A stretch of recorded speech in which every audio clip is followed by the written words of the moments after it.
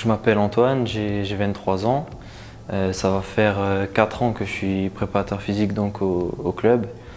J'ai commencé il y a 4 ans donc, en faisant de la réathlée, c'est-à-dire tout ce qui est joueur blessé. Et ensuite, j'ai enchaîné en prenant petit à petit le groupe tout simplement. Je m'occupe de tout ce qui est paramètres physiques, on va dire, de la performance en football. Donc concrètement sur le terrain, à chaque entraînement, c'est des petits ateliers de prévention des blessures, de l'endurance, de la force. Et la partie, on va dire, un peu plus visible, c'est l'échauffement jour de match. L'échauffement, on a une grosse partie, on va dire, d'activation avec des gammes athlétiques. Ensuite, on a la partie un peu plus spécifique au foot avec des passes, du jeu court, du jeu long. Et souvent, on termine par de la vivacité, où on cherche à être le plus nerveux, on va dire, possible. C'est un peu un rôle un peu multicasquette, on va dire. Faut être à la fois proche des joueurs, les connaître, ce qu'ils ont besoin. Et après, c'est aussi un rôle de communication entre le staff, entre les kinés, pour vraiment cibler ce que le joueur a besoin, tout simplement. Déjà, on part d'une grosse base de tests en pré-saison sur les différentes qualités physiques, sur l'endurance, la force, la puissance. Et à partir de là, on essaye de déceler des profils pour développer le joueur, mais aussi pour prévenir toutes sortes de blessures. Et on va dire que même si ça reste très difficile de tout contrôler en termes de blessures, c'est quand même un paramètre sur lequel on va être évalué. Et le but, c'est vraiment de diminuer tous ces risques liés à la pratique, tout simplement, et à la performance. On n'est pas trop exposé médiatiquement, très peu. Souvent, on se fait taper sur les doigts quand il y a des blessés. Mais voilà, ça fait partie du poste et au final, je pense qu'on est là pour aider le joueur à être le plus performant possible. Et après tout, c'est eux qui sont sur le terrain, c'est eux qui vont faire les efforts à l'entraînement.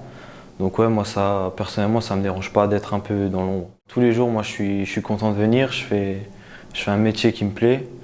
C'est un métier passion où on allie un peu ce qu'on aime faire et le football. Donc ouais, moi, je prends du plaisir à venir là. Le groupe, il est agréable. Le staff est agréable, il y a une bonne ambiance de travail. Et non, on peut que prendre du plaisir en venant là tous les jours. C'est frustrant parce qu'on travaille tous les jours, on vient s'entraîner pour être bon le week-end. Et on va dire on est un peu coupé dans notre élan à chaque fois. Et au final, on va dire on va se plier aux mesures du gouvernement. Mais c'est sûr que ça reste assez frustrant en tant que préparateur athlétique et même en tant que footballeur tout simplement. C'est un peu le mot d'ordre de l'adaptation. Je pense que le premier confinement nous a montré qu'on devait s'adapter, que ce soit sur les contenus d'entraînement et même sur les programmes. Voilà, le but c'est de laisser le joueur le plus longtemps disponible et en essayant de maintenir un effet de fraîcheur, un état de fraîcheur on va dire.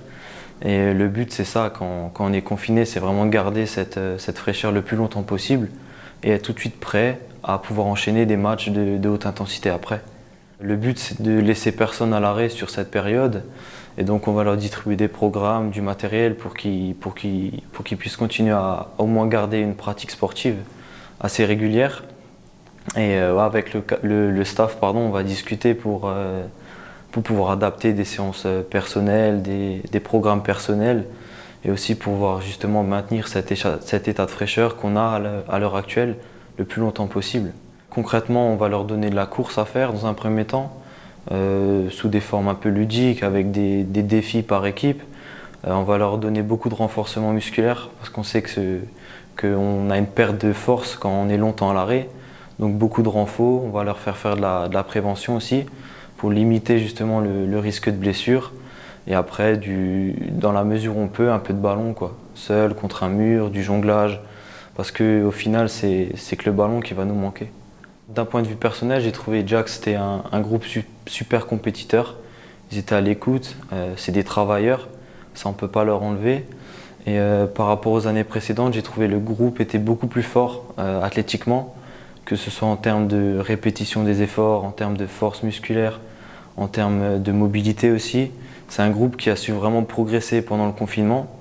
Et même les nouvelles recrues, ils se sont très vite adaptés à notre système de travail. Et c'est que du bonus pour nous en tant que prépa. Je trouve qu'on a beaucoup progressé sur différents points.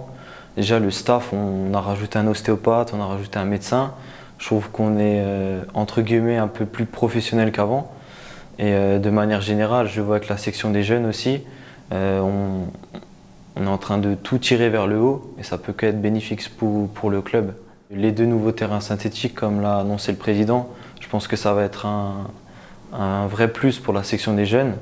Donc évoluer sur du bon matériel, je pense que ça va déjà faire la différence. Et ensuite, si j'avais à refaire, je pense que je ne changerais pas grand-chose parce que on est partout à des niveaux régionaux chez les jeunes et l'équipe 1 se comporte bien en National 2. On est sur notre lancée de progresser. Donc personnellement, je ne changerais pas grand-chose.